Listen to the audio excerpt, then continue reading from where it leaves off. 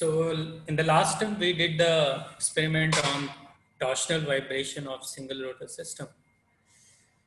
This today's setup is to determine the natural frequency of two rotor system under the torsional vibration.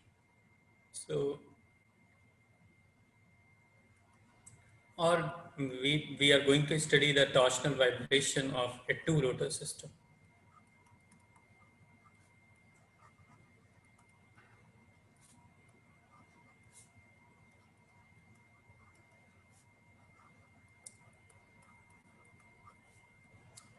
Further, you can make it more complex, like three rotor system, four rotor system, because in actual system, the shaft remains subjected to more than one rotor or more than one load at any point. So this setup is a mechanism to determine the natural frequency. So this setup has a shaft which is fixed between two ends, and two rotors or two external loads are mounted. Let's say this is external load A, this is external load B over this shaft. And when we give a torsional motion to disc A,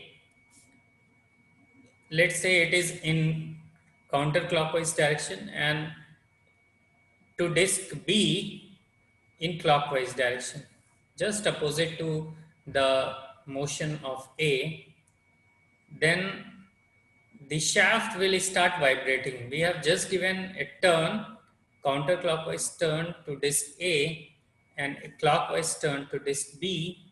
So the shaft will be subjected to some kind of vibration. And because of this opposite directions of motion, this part of the shaft will vibrate in particular direction just opposite to the direction of vibration due to the disc B. And in between some point there is a point where the shaft does not vibrate. So part of the shaft which is in close contact to disc A vibrates with the direction of disc A, and the part of shaft B which is part of the shaft which is close to disc B vibrates with the direction of disc B.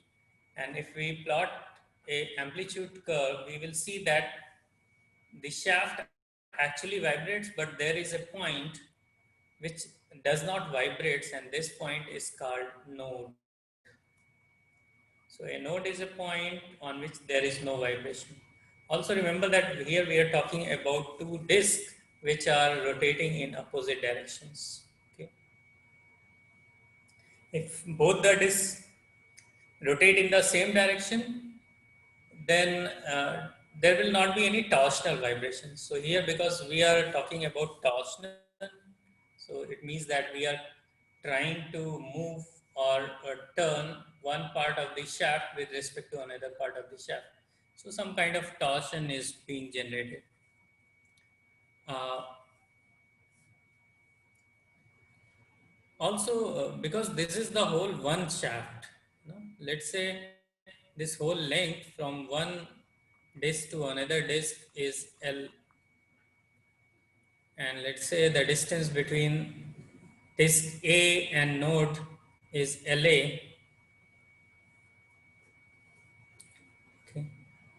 And because we are talking about one shaft which is rotating at one single RPM, so if you remember last time we determined that omega is equal to uh, 1 by 2 pi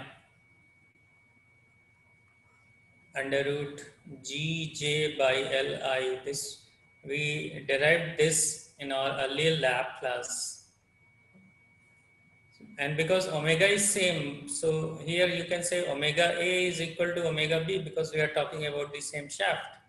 So under root G J, both of the shaft properties, LA, IA, where see this point becomes a fixed point, just like the previous, uh, uh, just like in previous class we have studied a shaft with one rotor. So Gj by must be equal to Gj by LBIB, where LB is the distance from this node to disk B. Okay, and Gj both are shaft properties, so just cancelling out, we can just write IALA must be equal to IBLB, or IALA is equal to IB. LB is nothing but L minus LA. So further elaborating this, LA हो जाएगा IB into L divided by IA plus IB. I is the moment of inertia of the disk, which is known. IA and IB both are the moment of inertia of the disk, which is known. IB is again moment of inertia of disk B, which is known. L is the total length between two shafts. So this is a theoretical way to determine the node point. You can do the experiment and find out whether this LA is matching with uh, with your experimental value or not. So this is one study on this system, and just like the just like the natural frequency of single rotor system, the two rotor system also has the same frequency. It's just that we will replace the length by LA and LB, which is the distance from the node point. So just like the previous class, we can write omega is equal to the same Gj by Li. Okay, the same formula which we have already derived earlier.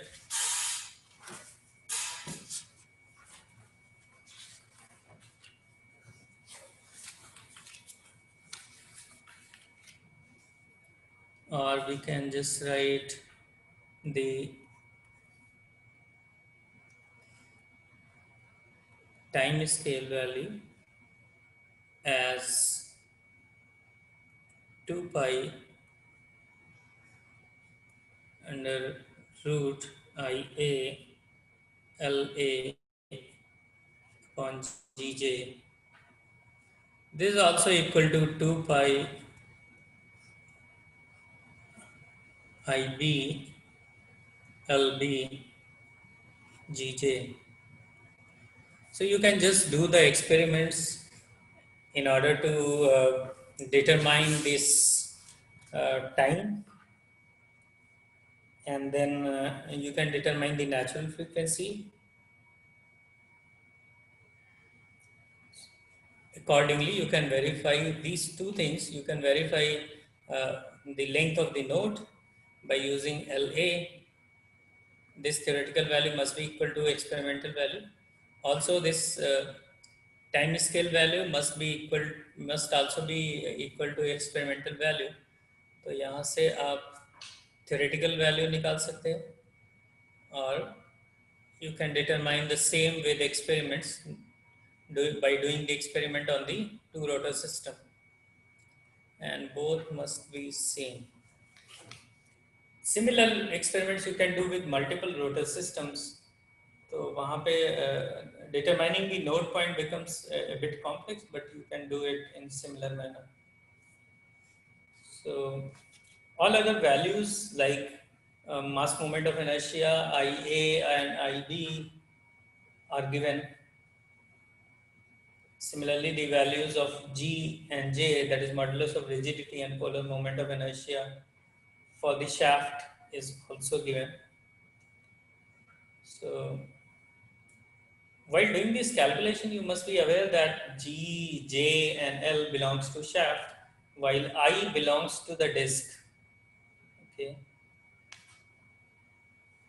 So I think that's all for this experiment. Does anyone want to ask anything?